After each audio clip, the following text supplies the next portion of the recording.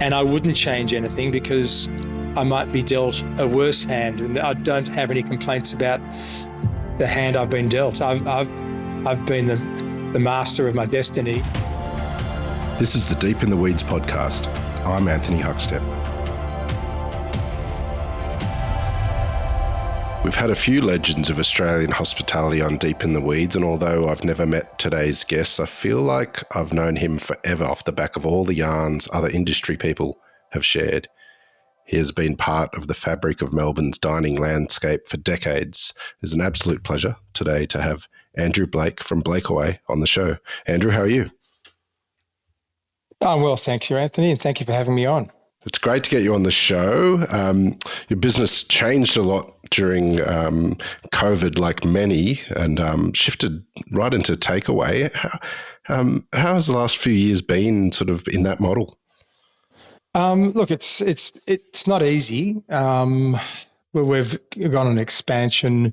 We've now got 6 stores, and I guess there's always going to be staff issues. The more staff you have, generally, the more issues you have. But it's just getting traction in a business climate where people are spending less money on higher end food stuff. So it hasn't been too easy. We've got a great product. We pick our postcodes pretty carefully, and we do a lot of deliveries. But we're on the right path. It's I guess we're waiting for an upturn or for another upturn in the economy to get this baby home. Recently, you caught my attention on social media, sort of offering cooking classes, which was kind of quite appealing and interesting, especially from someone with your experience over the years. Tell us a little bit about what you're doing. Yeah, well, I've done a lot of cooking classes over the years, but nothing in the last 25 years, and I'm just about to sign off to retire, and I thought I'll just give it one last shot. In the past, I've done cooking classes, and it's always been my restaurant dishes and showing off your skills and that sort of thing. Whereas this now is cooking 101. It's really aimed at people who their wife might have left them, or they became widowed, or just can't cook but want to learn the basics. So I'm trying to inspire some novice cooks to enjoy cooking rather than enjoying takeout or home deliveries. Which is ironic given the business model that you have these days. Yes, well, it is. I understand the irony there, but this is convenient. Blakeaway is there for people who are probably time poor rather than lazy. Or haven't had the opportunity to cook before. Just because you know how to cook doesn't mean you have to cook every night. People want time off, and it was mainly brought about because people, whether they were cooking from home or not, they just were time poor. To follow a recipe in a book, and you have to buy 15 or 18 ingredients, to buy the exact ingredients, the exact quantities, to spend hours cooking.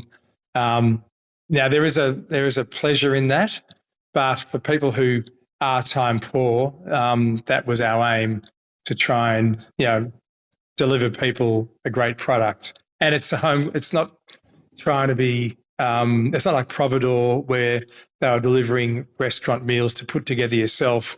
This is just really very much home cooked type meals. Yeah, so it works well. We just need it to be a little bit busier, and I guess we're waiting for another interest rate cut to help boost the economy a bit. So people who are on the verge of using us may start using us. Well, as the cook in my household, I definitely love a night off occasionally, and would love options like that here in the capital.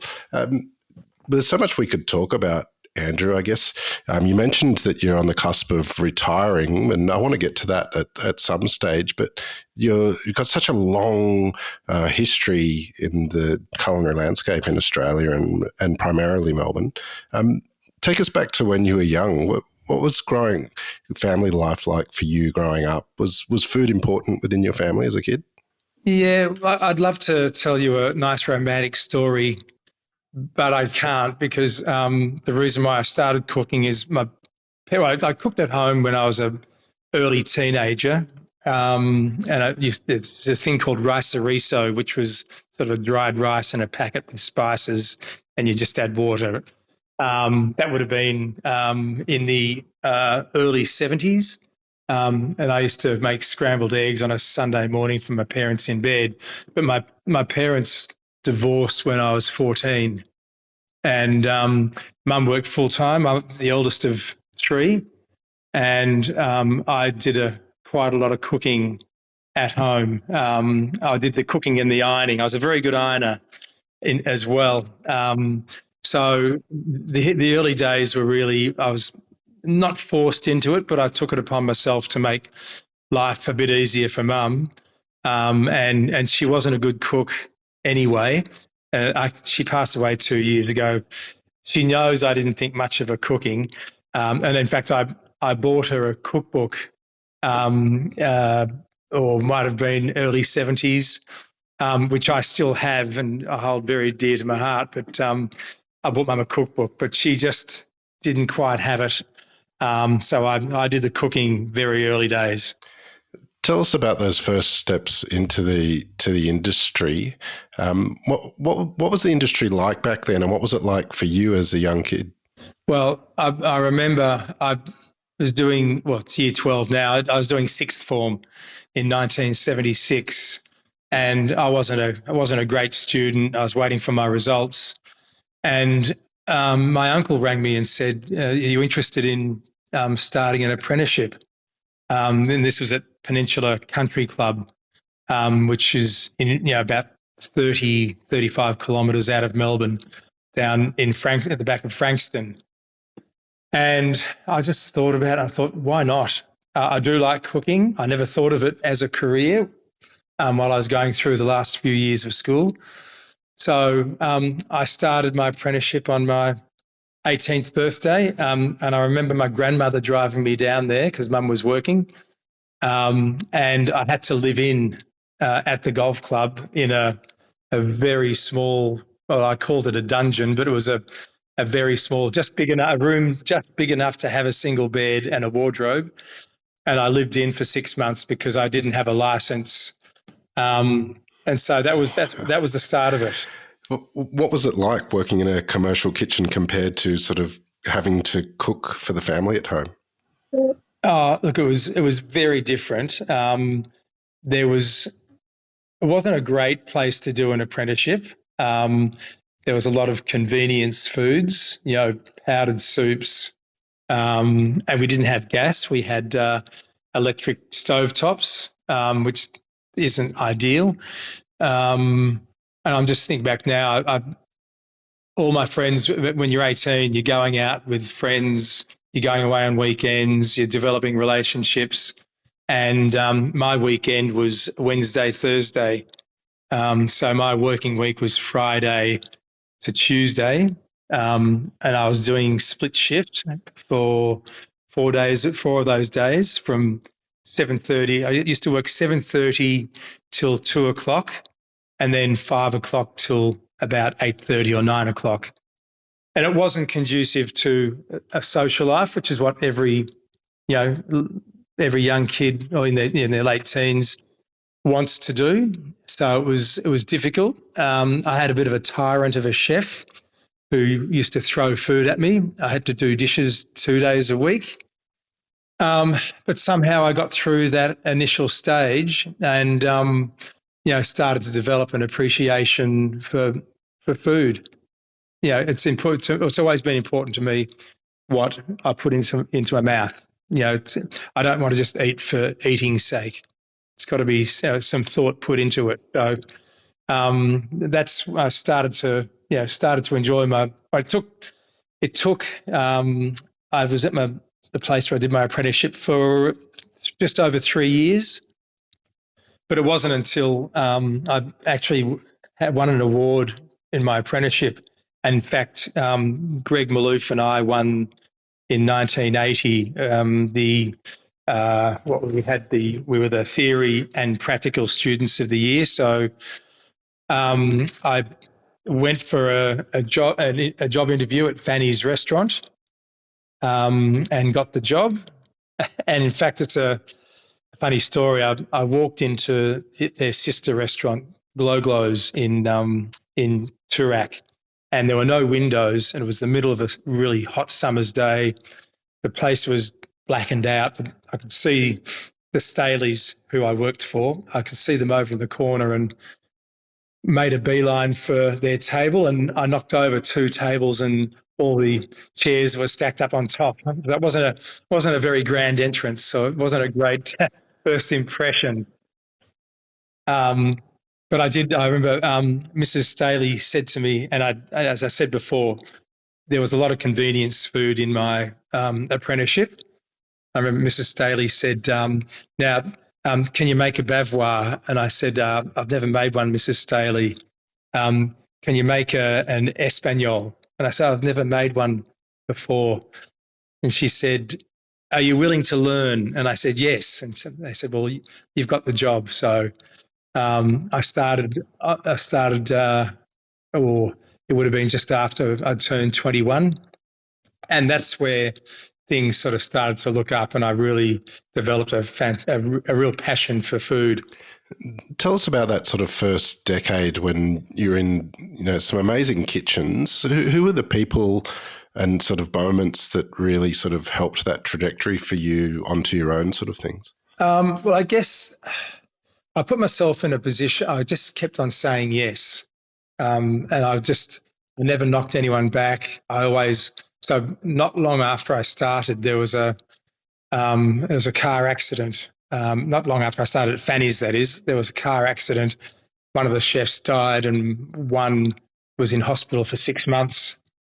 And the one who was in hospital was my chef in the bistro downstairs. So for about 4 or 5 weeks, I was doing from 8 in the morning till about 10 at night. And that was 4 days a week. And then on Saturdays, I had a later start. So I was doing probably 60 or 70 hours a week. And I said to Mr. Staley, I said, Mr. Staley, I don't know whether you're aware or not, but I've been covering for Gavin, and I've been working all these hours covering his shifts, and I'm still getting the same pay, which was at that stage I was getting $180 a week as a qualified chef. And he said, oh, sorry, young fella. And he went upstairs, came back downstairs and shook my hand, and inside his hand was a rolled up $20 note. That was the extent of his thanks and appreciation for what I did. I just had to I laughed because you'd never be able to do that these days. But I was at Fanny's restaurant for nearly 5 years, and then they offered me the head chef's job up in Sydney at a place they started a business called Chez Oz. So I actually moved to Sydney to open up Chez Oz in 1985, and that was the best trajectory for me, I think, was working my way up at Fanny's restaurant and then being offered the role in Sydney. And in Sydney, the press really and that was led by Leo Schofield, much more interested in the chefs than the restaurateurs. They promoted the chefs much more than they did in Melbourne. In Melbourne, it was more about those conservative food critics who really sort of just pandered to the well-known restaurateurs. But I got some great exposure in Sydney through people like Leo Schofield. What lured you back to Melbourne? I got married before I moved to Sydney, so I'd been going out with it's funny. I went out with a girl for a year before I moved to Sydney. We got married just before we moved up. We separated about 3 years later, but Jenny is my partner at Blakeaway. So we've been divorced for 32 years now, but we seem to work together better than being married together. So Jenny moved back to Melbourne when we broke up. I wasn't a great husband. I was sort of very much involved in my own restaurant life. And when you finish work at 11 o'clock at night and you know that when you go home, the household's going to be asleep, all you want to do is go out and have beers with your other chefs or from other restaurants or from guys from your restaurant. And it just wasn't conducive to married life. So Jenny left me, and about four months later, I moved back to Melbourne to try and resurrect our marriage, which it lasted about a year, but the writing was on the wall. Tell us about that time back in Melbourne in the industry. How did you find your feet, and take us on that path, because there's so many venues that you've been a part of. Yes. Well, I covered for a chef mate of mine at Kite's Hotel in Brighton. And it was the first 4 weeks I was back, and I was just happy to cover for him while he was on holidays. But in that time, I was sort of having a look around, and there was a restaurant consultant, and I can't remember her name, but she was an older woman then, and I did work at Fanny's with her daughter, and she rang me up and she said, "I hear you're back in town," and of course it wasn't that easy to connect with people in those days because this was still 1989, I think it was, still pre-mobile phones. So she managed to get onto me, asked me what I was doing, said that she had a client who was opening a business in Richmond. It's called Cafe Canis. And in fact, John Canis, well, there were two cousins, both John Canis, and I used to call them Dark John and Fair John because one was a lot more dark and swarthy than the other. He is now Chris Lucas's right-hand man, opening. I don't know where he is now, whether he's in Sydney, Canberra, or Melbourne, but he certainly helps Chris get all his establishments open. So I worked for them for about 2 to 2.5 years, and we opened up a food store called Canis Blake and Canis, which was a bit of a play. I mean, it sounds more like a law firm, but it was a real slog where I learnt how to preserve jams and chutneys, relishes, make flavoured dressings and flavoured oils and vinegars, a whole lot of stocks and soups, and it's really sort of similar to what we're doing now, but it was 34 years ago. And it was just post recession. The business didn't take off, unfortunately, but in that time, we had a small loyal following, and one follower was a girl, Barbie Ross, who sadly isn't with us anymore, but she was a consultant for the business. I think it might have been Jennings and National Bank who built Southgate on the Yarra River. And now I don't know whether I was the first. I wouldn't have been the first person approached, but nobody wanted to get involved in ploughing money into a new development because it was at the end of the recession. And so I went in and had a meeting, had a look at the complex. I know Walter Burke, who sadly is no longer with us anymore either, he was there as well. And eventually, well, there was, it is a bit of a Cinderella story.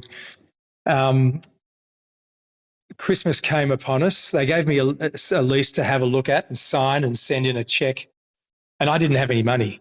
So I was sort of very interested, but I didn't have any money at the time.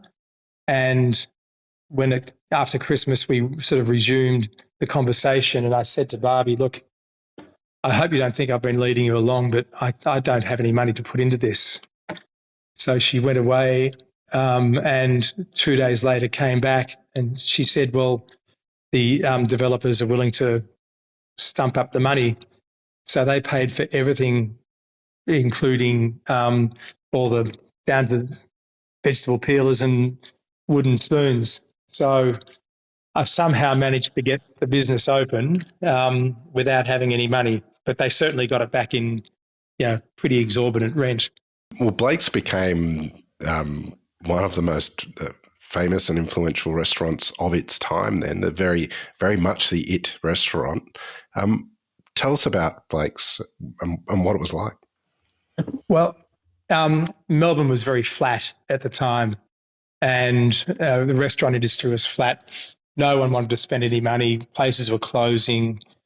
And my interest, it's funny because when we opened up, it wasn't a very big kitchen, but we had a wood-burning char grill that burnt mallee roots.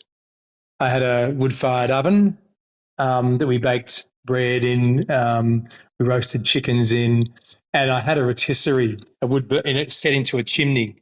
It was wood burning as well. So it's funny seeing over the last 5 or 8 years the resurgence of cooking over wood. But and I'm not going to say I set a trend, but I was doing it 33 years ago, and I loved it. The only difficulty was that my restaurant caught fire.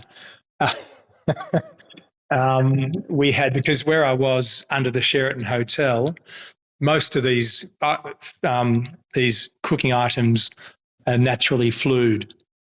It goes out the side of through the roof, and smoke billows off. But because we were under a 15-story hotel, there was about probably 50 metres of ducting and fluing, and they had fans and booster fans along the way, and nobody thought about ever getting them clean. So I went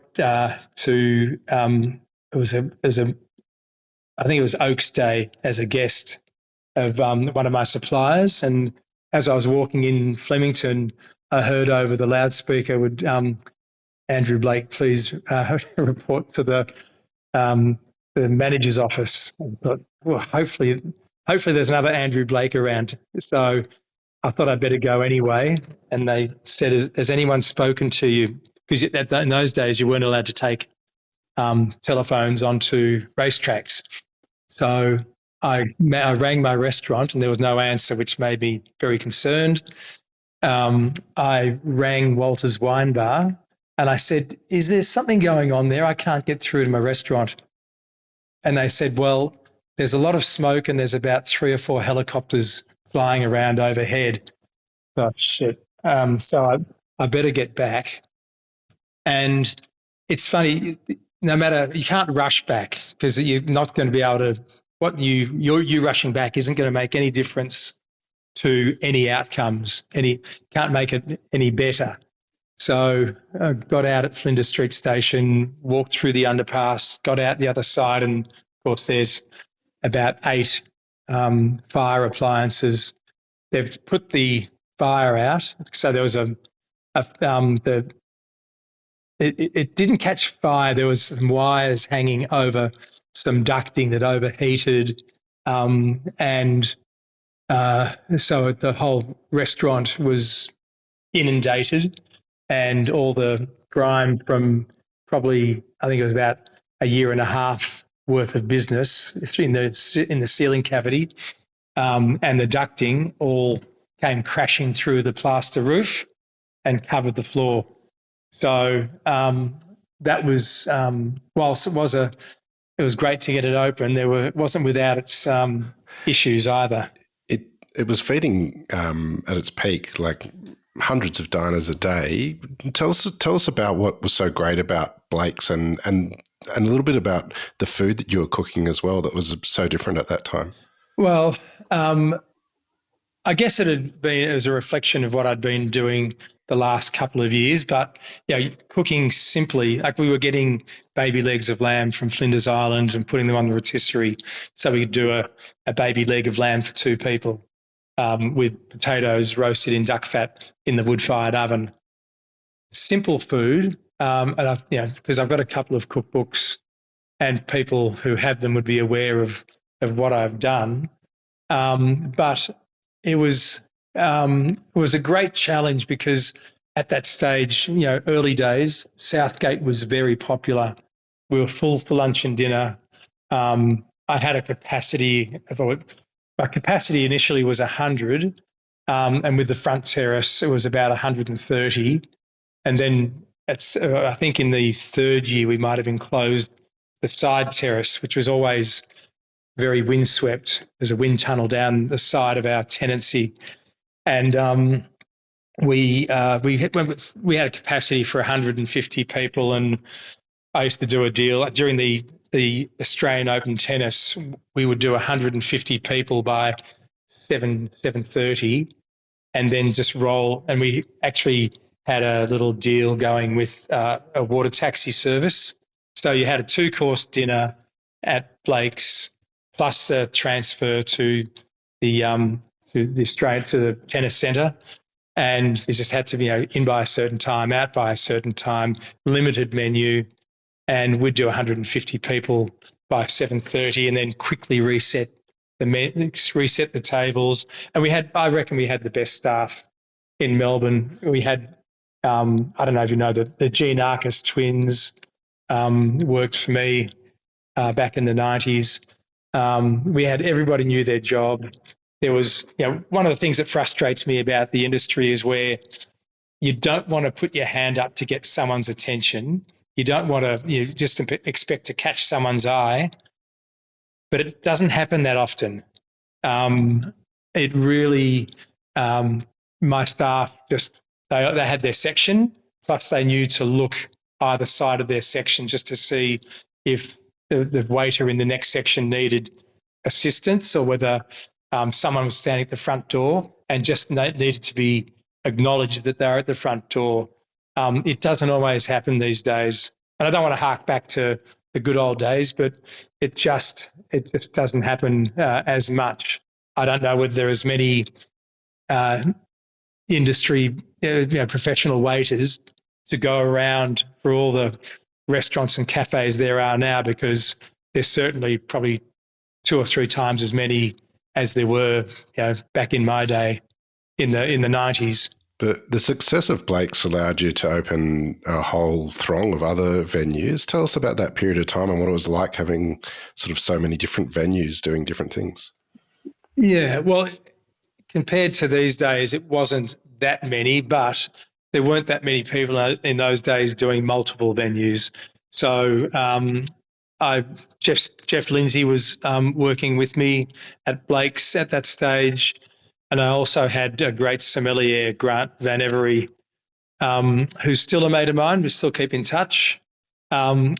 So I had a look at a restaurant in Spring Street, which was, I'm just trying to think, we opened Stella there, but it was Tansy's. And Tansy Good and Mark Boutin, her partner, owned and ran it, but they had a failed relationship.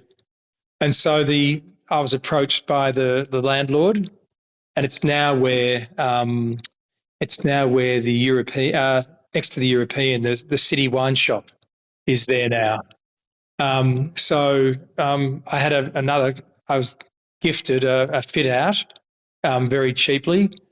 We did a couple of little changes on it, and we opened up Stella, and Jeff was cooking, Grant was doing the wine list. And then I also had another business called Tonic, which was a bar in Chapel Street. And I had a couple of dodgy partners there, and we got a bit carried away with ourselves. So things sort of fell in a bit of a heap and put pressure on the mothership, which was Blake's. And I also opened up an events warehouse down in Docklands, which was, I always wanted to do, we did a lot of weddings at Blake's restaurant, but I didn't like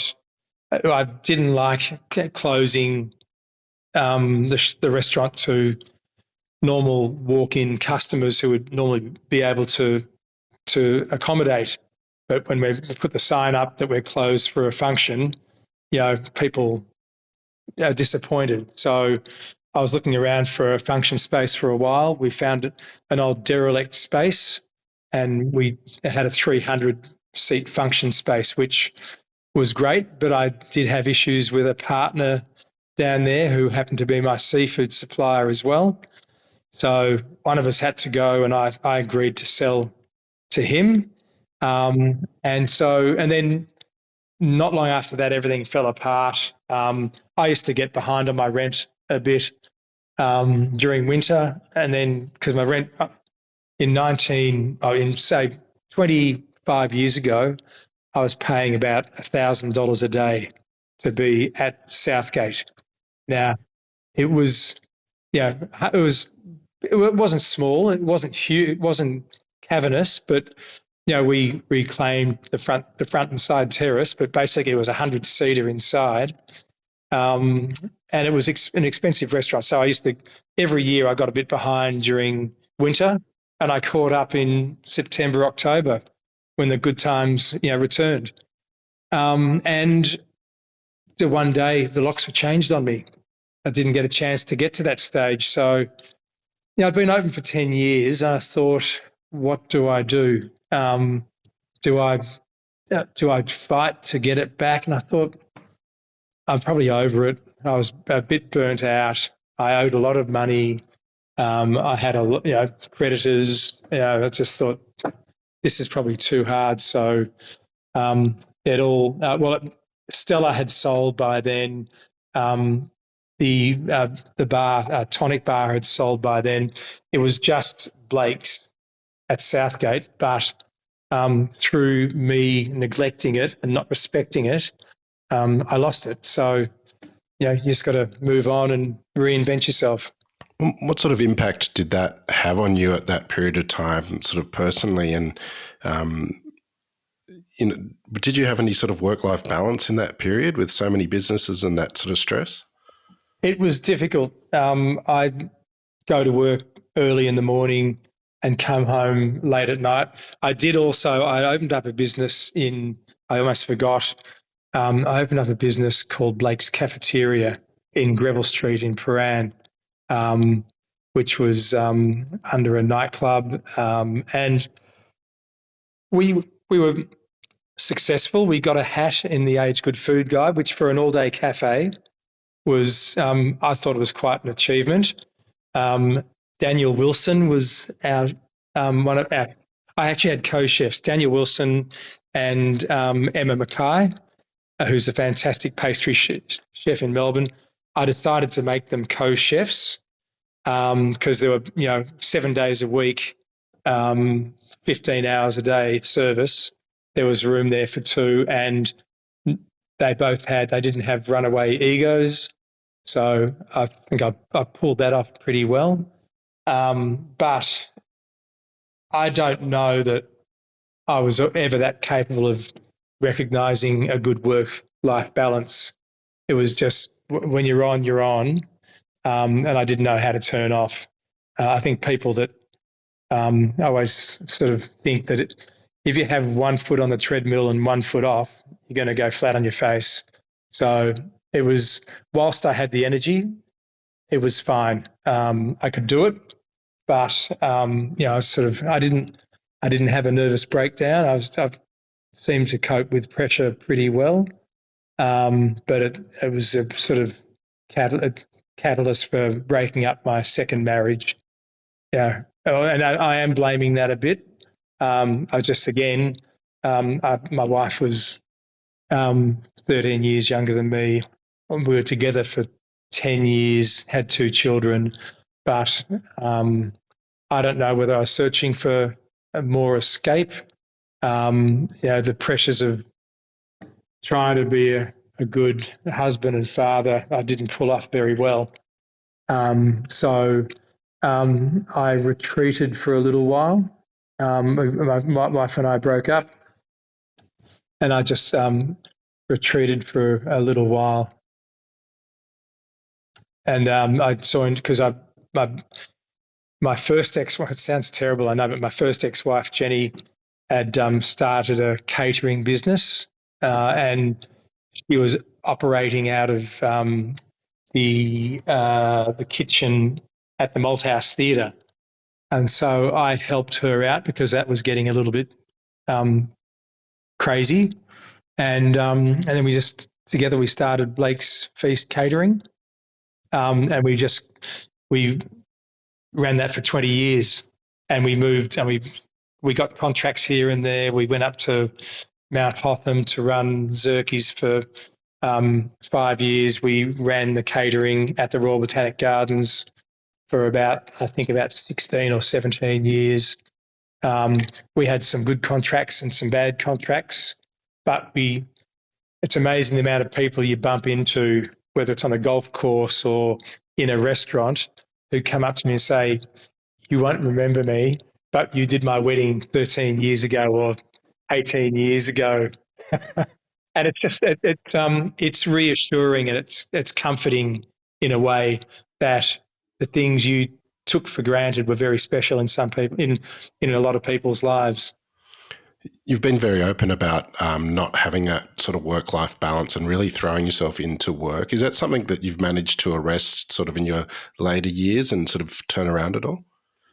Well, I'm 66 now. And I reckon if you had have read the cooking class thing, I've probably done, in 48 years of cooking, I've probably done 70 years of normal work, 9 to 5 work.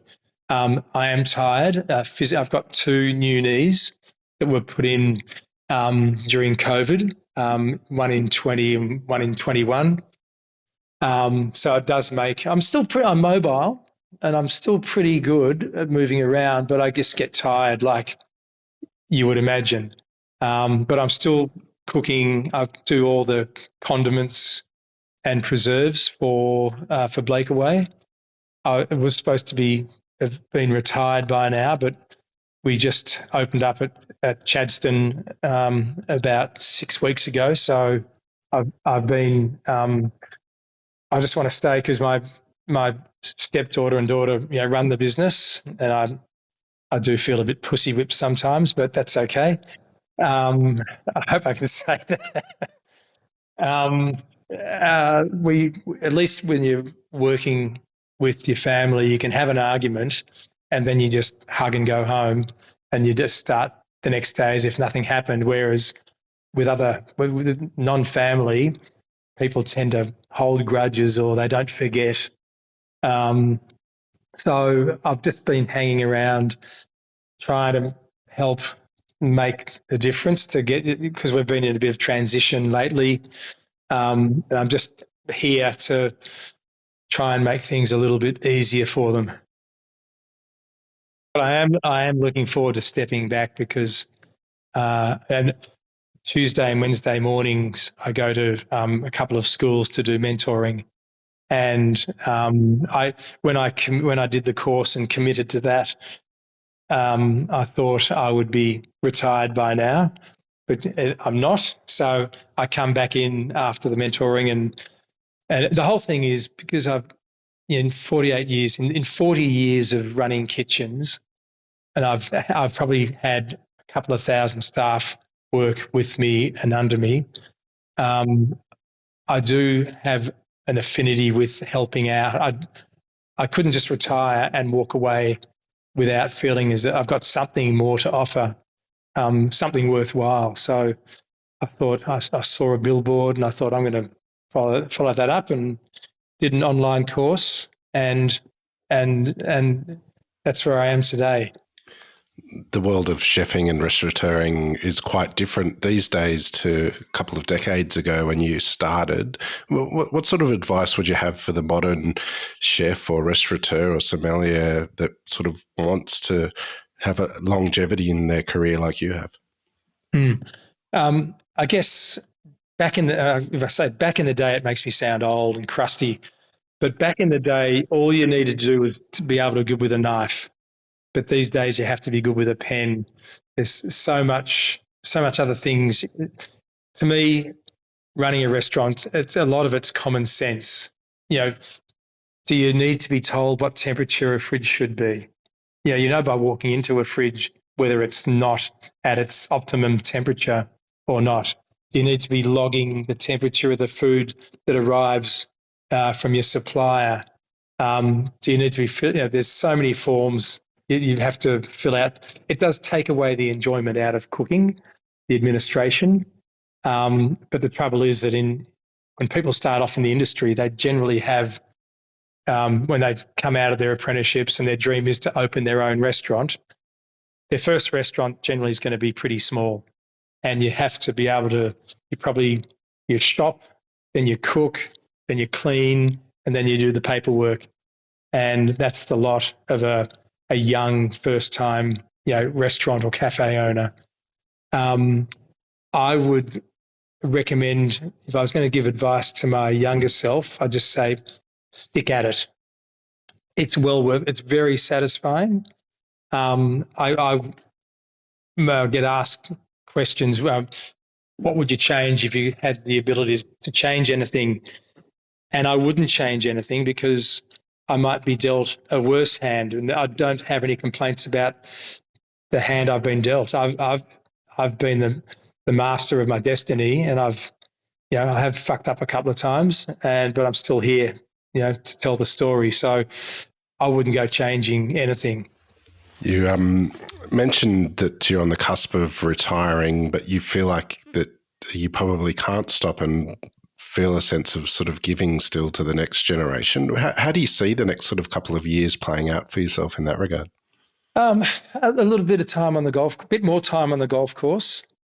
So I love my golf, and I play down about an hour out of Melbourne. It overlooks Bass Strait. It's my therapy.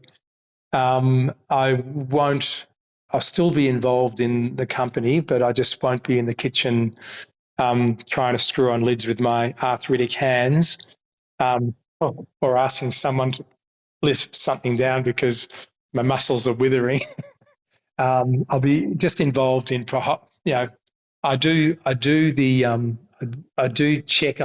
spell check and grammar check on our EDMs. And I develop new products. And I guess, chefs come and go. So I just want to make sure that we have a consistency here and that I'm overseeing. So in all essence, I could pull up a couple of milk crates, sit in the end of a bench with my computer. I could do what I need to do without having to be physically cooking. So I'm not going to disappear. But I remember my mother saying when she retired about 20 years ago, 15 years ago, she said, I've never been so busy since I retired. And that's what I want to. I want to keep busy, ride my bike, play golf, keep doing the mentoring as long as they find my thoughts and help useful. I've got 4 granddaughters, so I'd love to spend more time, living in their lives a little bit. Probably spend more time. We want to build a little cabin in the country somewhere, so I can start planning that aspect. My wife Emma I remarried. I'm married for a third time, but we've been together for nearly 9 years now. She isn't going to retire. She's a bit younger than me, so she's going to retire maybe in about 7 or 8 years. So I've got to, home cooking and house cleaning to look at for that period of time. But yeah, I'm certainly not going to retire to nothing. I might, look at even potentially writing something. I do enjoy writing. So I'll just see where it takes me. But I keep myself very busy at the moment, and I've got plans anyway. Well, Andrew, it's an absolute honour to have you on Deep in the Weeds today to hear just a few of your stories. I know you've got so many more. We'll have to get you on the show again down the track, so please keep in touch and we'll catch up again soon. Anthony, it's I always like being. I am honest. I don't have anything. There's things I'm sorry for in my life, but I've squared those away with the people that I did wrong by, and I don't mind. It's it's nuts and bolts. It's warts and all, and I don't mind sharing it. But thank you for allowing me to have another little cathartic experience. Well, it's been our pleasure. Keep in touch. Thanks, Anthony. This is the Deep in the Weeds podcast. I'm Anthony Huckstep. Stay tuned as we take a deep dive into the lives of the incredible people who ply their trade in the food and hospitality sector. Special thanks to executive producer Rob Locke for making this all happen. Follow us on Instagram at Deep in the Weeds Podcast, or email us at podcast@deepintheweeds.com.au. Stay safe and be well.